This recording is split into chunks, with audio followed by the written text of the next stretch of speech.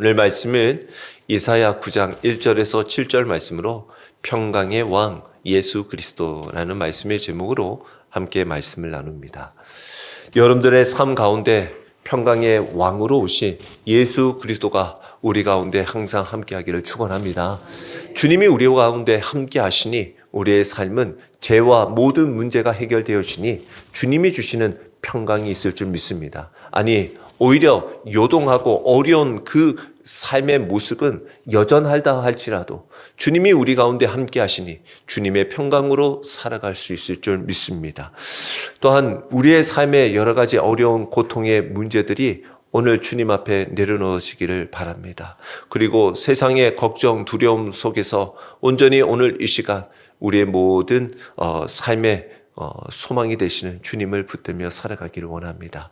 특별히 대림절을 통하여서 주님이 이 땅에 오심을 기대하며 또 주님을 바라보며 살아가기 원합니다. 우리의 마음에 꺼진 식어져 있는 열정의 그 촛불, 소망의 불이 켜지기를 원합니다. 그리고 슬기로운 처녀와 같이 그 등불이 우리가 비춰진 이 촛불이 꺼지지 않기를 바랍니다.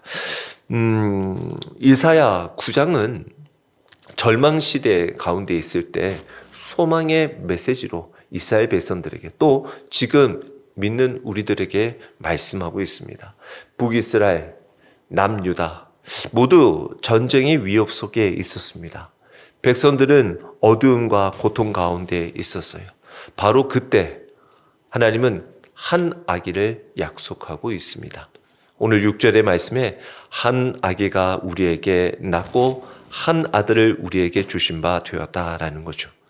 그런데 사람들이 기대했던 군사적인 막강한 힘을 가지고 있는 왕이 아니라 메시아, 즉 평강을 가져오는 왕이더라라는 거죠.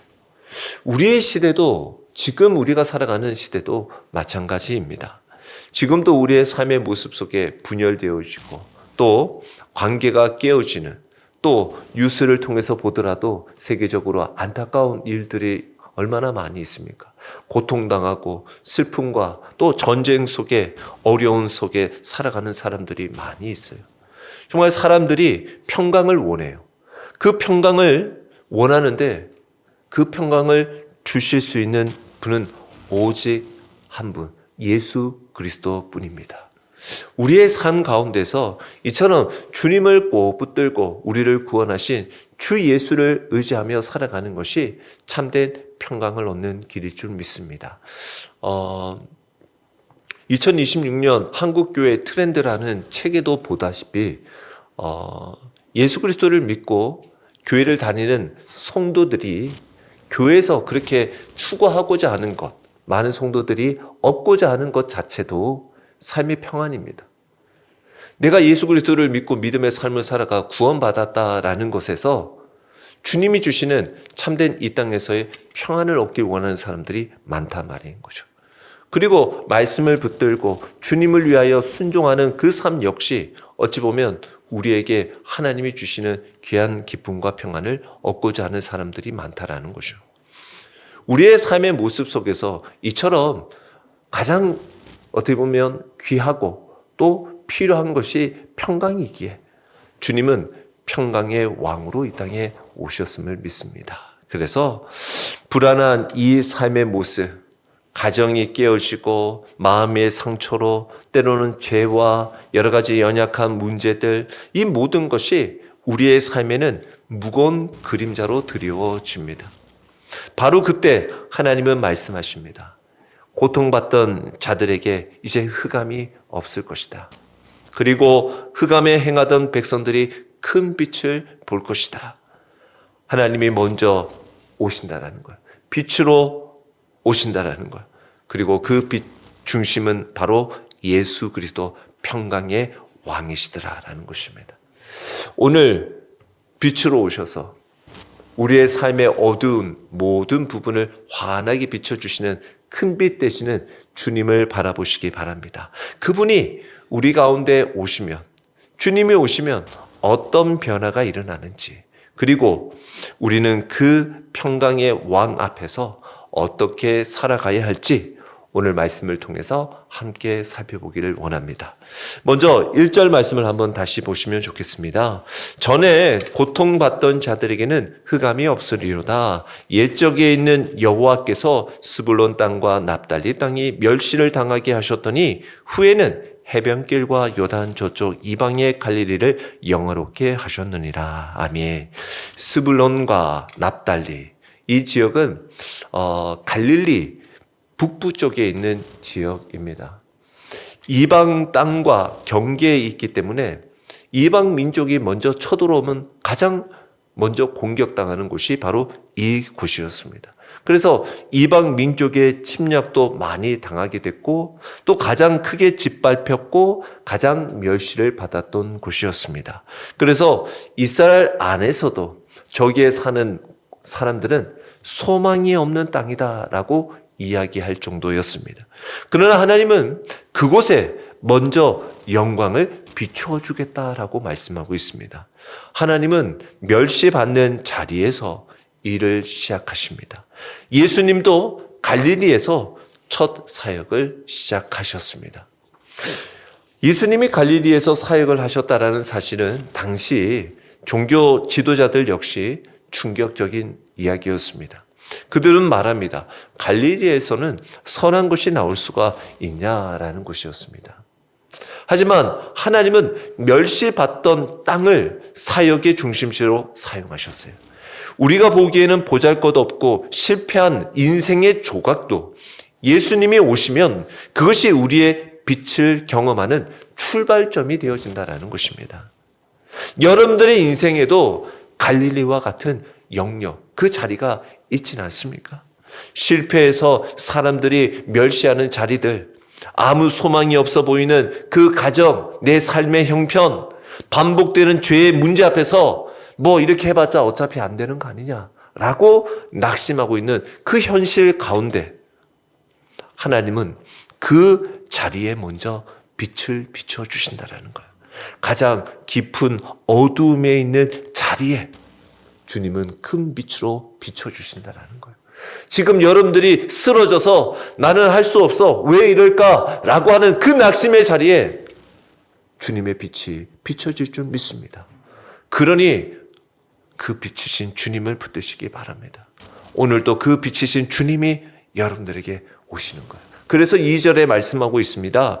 흑암에 행하던 백성이 큰 빛을 본다라고 말씀하고 있습니다. 큰 빛은 하나님이 직접 임재하신다라는 거예요. 그 어둠은 어디에서, 흑암은 무엇을 말합니까? 사람의 죄악의 사슬을 말해요. 이전에 하나님이 아닌 세상의 것들을 쫓아오며 또한 우상 숭배했던 것들을 말하는 거예요. 영적인 혼란 가운데 내 욕심, 욕망, 교만 가운데 살아갔던 그 인생길을 말하는 거예요. 하나님을 잃어버린 상태를 말하는 거예요. 그 가운데에서도 하나님은 찾아오셔서 하나님의 빛을 비추어 주시더라는 것입니다. 어떤 사람이 어두움 속에서 방 안에 갇혔어요. 계속해서 어두움을 헤쳐나가서 벗어나 보려고 몸부림을 칩니다. 손으로 허우적거려 보고 발로 허우적거려 봅니다. 그리고 가만히 이 어두움을 벗어날 수 있는 방법이 무엇일까? 어두움과 방에 대한 분석을 해봅니다. 그러나 여전히 그 어두움은 물러가지가 않아요. 해결되지 않습니다. 그런데 누군가가 문을 조금 열립니다. 그러자 그 문틈에서 비춰오는 작은 그 빛 하나가 방 안에 싹 들어오자 방의 분위기가 완전히 달라지게 되었습니다. 어둠은 밀어낼 수 있는 것이 아니더라는 거죠. 어둠은 빛이 들어올 때 비로소 그 어둠은 밝혀지더라라는 것입니다. 우리의 삶도 마찬가지입니다. 우리의 마음가짐도 마찬가지예요. 내가 어두움에 있어서 어두움을 해결해 보려고 발버둥 치고 뭔가 내가 이 어둠을 벗어나려고 내 머리 구상을 해보고 분석을 해보고 노력을 하지만 내 몸부림을 친다고 어둠이 떠나가지는 않더라는 거죠. 예수님이라는 빛을 우리 인생에 받아들일 때 비로소 어둠은 물러가게 될 줄 믿습니다. 그래서 빛이신 주 예수 그리스도가 여러분들의 삶에 함께하기를 축원합니다. 빛으로 오신 참빛이신 주님을 의지하는 주의 백성들의 삶에 어둠은 물러가는 것입니다. 어둠은 함께할 수가 없습니다. 빛이 우리 가운데 함께하니 주님은 우리의 삶을 이와 같이 이루어 주십니다. 빛이 함께하니 이러한 결과가 있더라는 것입니다. 3절의 말씀을 보세요. 주께서 이 나라를 창성하게 하시며 그 즐거움을 더하게 하셨으므로 추수하는 즐거움과 탈취물을 나눌 때의 즐거움 같이 그들이 주 앞에서 즐거워하오니라는 거예요. 기쁨을 넘치게 해주시겠다라는 거예요. 추수의 기쁨, 승리를 나누는 기쁨, 그 내면에 환희가 가득하겠다라는 거예요. 예수님이 우리 인생에 오시면 이처럼 변화가 일어난다라는 거예요. 빛이 들어오면 어둠이 사라지듯 주님이 우리 가운데 임재하시니 절망이 물러가고 이 기쁨이 우리 인간이 삶에서 누리는 기쁨을 얻게 되어지는 거예요. 그런데 이 기쁨은 세상에서 어떠한 세상에 얻어지는 만족들이 얻어지는 세상의 쾌락을 말하는 것이 아니라 주님 안에서 주께서 주시는 기쁨이다라는 것입니다. 우리도 세상에서 사람들이 야 너희만 기뻐? 나도 이런 거 할 때는 기뻐. 내가 좋은 것을 하고 좋은 것을 얻고 좋은 것을 먹고 좋은 곳에 가면 나도 기뻐. 그 기쁨을 말하는 것이 아니에요. 여기서 주 앞에서 즐거워하오니라는 거예요. 기쁨의 주체가 주님이시다라는 거예요. 우리는 환경이 바뀌어야지 기쁨을 얻는다고 생각해요. 나아져야 기쁨이 있지라고 생각을 해요. 더 좋은 것을 얻어야지 기쁨이 있다라고 생각해요. 전쟁이 끝나야지, 문제가 해결돼야지 기쁘다고 얘기하는 거예요. 근데 아니요. 전쟁은 끝나지 않았어요. 문제도 여전히 있어요. 아직 실패의 그 아픔은 여전히 있어요. 그런데 하나님이 역사하시자, 하나님이 우리와 함께 하시니 기쁨이 몰려오는 거예요. 즉 참된 기쁨은 나의 삶의 개선이 아니라 하나님의 임재로 시작된다라는 것입니다. 여러분들의 삶에 여전히 환경이 똑같아 할지라도 지금 주님이 여러분과 함께하는 자는 하나님이 주시는 기쁨 안에 살아가게 될 줄 믿습니다. 그러면 그 상황 너머에서 살아가는 거예요. 그 상황 가운데서도 여전히 하나님이 주시는 기쁨 안에 살아가는 거예요. 지금 왜 내 형편이 이러냐고 원망하지 않아요. 시선이, 삶의 방식이, 해석이 달라지는 거예요. 하나님께서 바라보는 믿음의 눈으로 바라보는 거예요. 그리고 주님은 멍에와 채찍과 압제자의 막대기를 꺾으십니다. 4절에 보세요. 이는 그들이 무겁게 맨 멍에와 그들의 어깨의 채찍과 그 압제자의 막대기를 주께서 꺾으시되 미디안의 날과 같이 하셨음이니이다 라는 거예요. 여기에 공통점이 뭡니까? 멍에와 채찍과 압제자의 막대기는 노예를 다스릴 때 쓰는 거예요. 노예는 이것을 통해서 어려움을 당하는 거예요. 그런데 주님이 이것들을 꺾으시겠다라는 거예요. 하나님이 이러한 해방을 주시겠다라는 거예요. 무거운 멍에가 꺾입니다. 어깨에서 짐이 내려져요. 압제자의 막대기가 꺾여집니다. 전쟁이 끝날 것이다라는 거예요. 그런데 이스라엘 스스로 이 멍에를 벗는 것이 아니더라는 거죠. 누가? 주께서 꺾으시더라. 주께서 꺾으시더라. 이게 바로 복음입니다. 우리가 노력해서 죄의 멍에를 벗은 것이 아닙니다. 하나님이 예수 그리스도 안에서 우리의 죄의 멍에를, 우리의 모든 슬픔에 또한 우리를 공격하고 짓누르던 그 압제자의 막대기를 꺾어주셨어요. 사망에서 생명으로, 저주 심판에서 축복과 은혜의 삶으로 우리를 주님께서는 인도하셨어요. 그리고 승리를 주시는데 오늘 미디안의 날과 같이 바로 기드온의 승리가 떠오르죠. 사사기 7장의 말씀에 보면 기드온은 300명을 가지고 13만 5천 명의 미디안의 대군들을 이겼게 되어집니다. 그 전쟁의 승리는 바로 우리에게 이와 같은 교훈을 알려주고 있습니다. 약함을 통해서도 하나님은 놀라운 일들을 이루시고 구원하시는 하나님이시더라. 전쟁은 우리의 능력이 아니라 하나님의 능력으로 승리하는 것이다.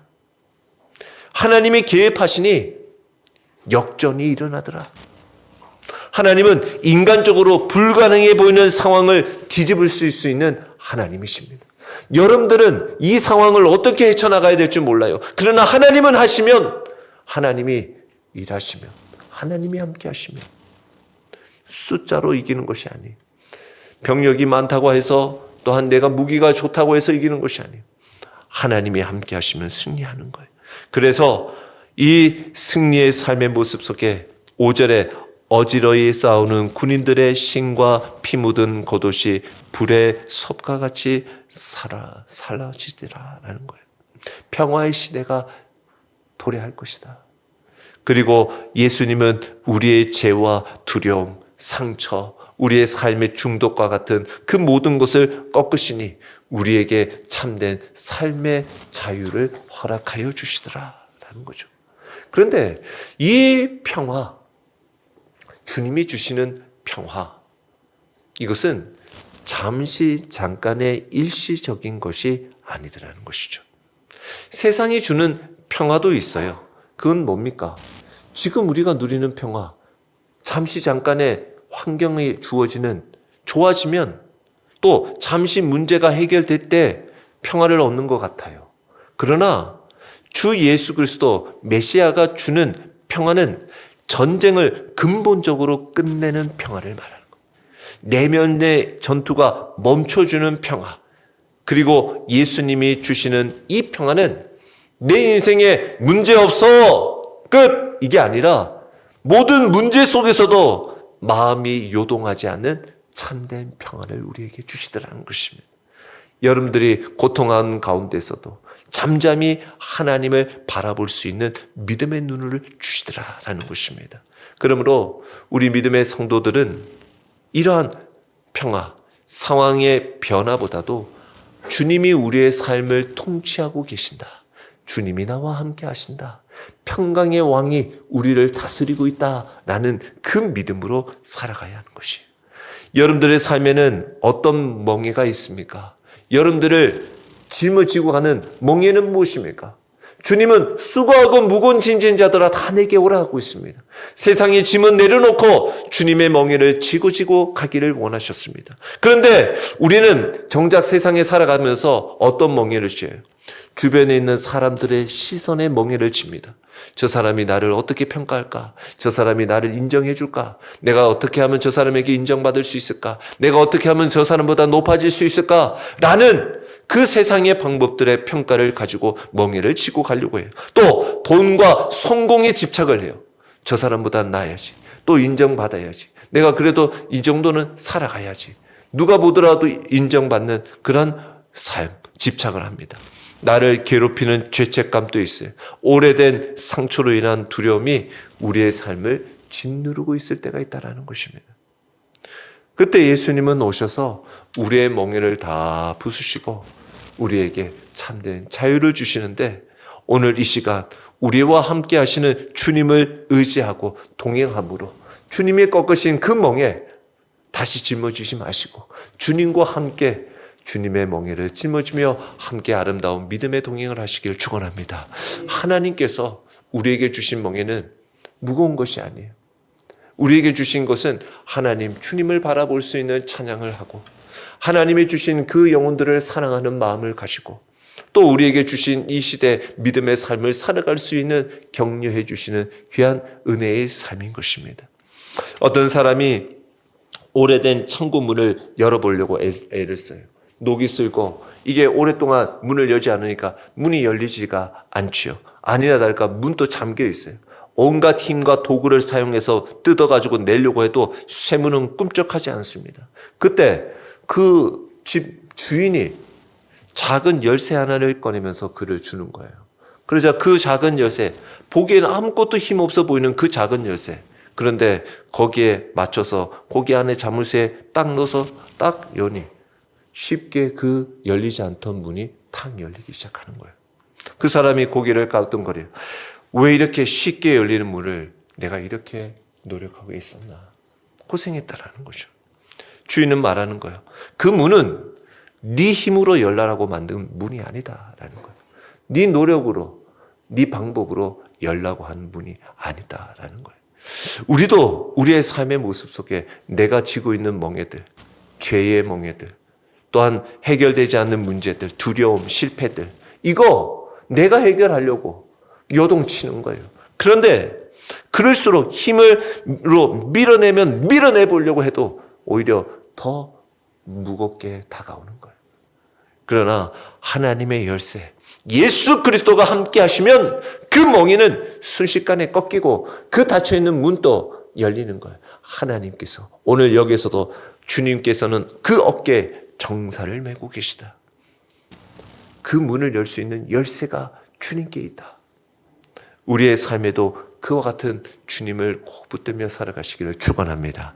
그래서 오늘 이사야 오늘 9장 6절에서 7절에는 이렇게 이 모든 일들을 이루실 예수 그리스도 메시아에 대해서 소개를 하면서 6절에서 7절에 소개를 하고 있습니다. 같이 보겠습니다. 6절에서 7절. 이는 한 아기가 우리에게 낳고 한 아들을 우리에게 주신 바 되었는데 그의 어깨에는 정사를 메었고 그의 이름은 기묘자라 모사라 전능하신 하나님이라 영존하시는 아버지라 평강의 왕이라 할 것임이라.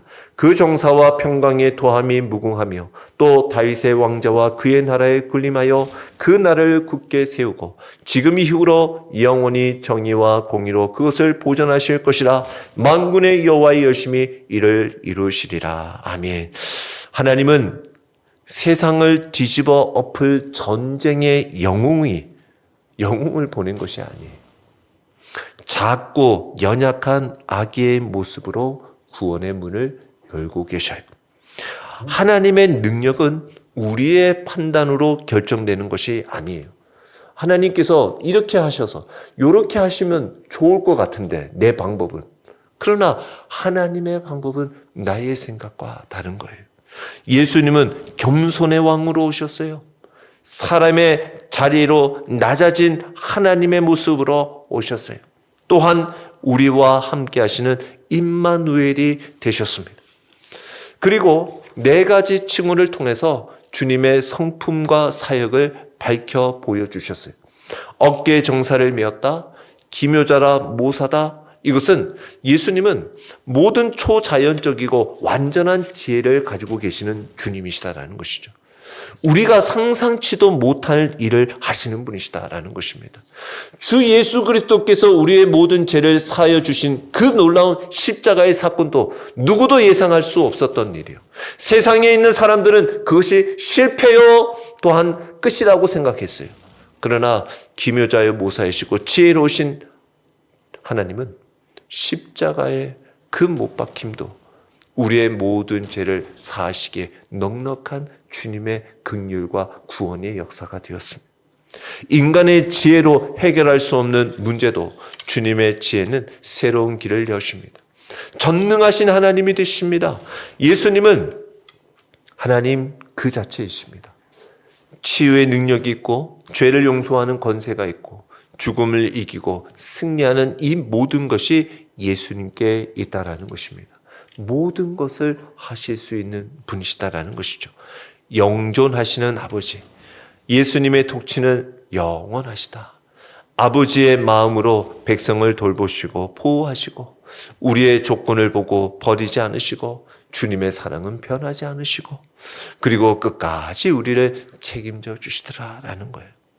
그리고 평강의 왕으로 성도의 그 인생에 참된 평안이 없는 이유가 뭡니까?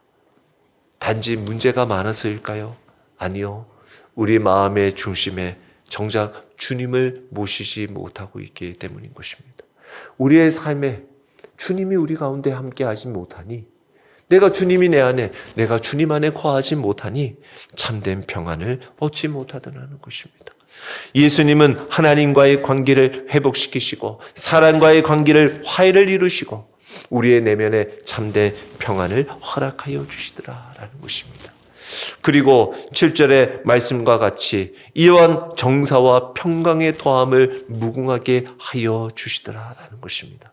예수님의 나라는 커지고 확장되어지고 시간이 갈수록 퇴색되는 그런 왕국이 아니라 계속해서 증가되어지는 왕국으로, 또한 예수님의 통치는 공의와 정의로 이루어지니 불의와 폭력이 난무하는 세상 속에 예수님의 그 옳고 선함으로 다스리시는 완전한 왕이 되어주시고, 이 왕국은 무너지지 않으니 어떤 세력도 어떤 죄도 어떤 시대도 이 왕국은 흔들 수가 없다라는 것입니다.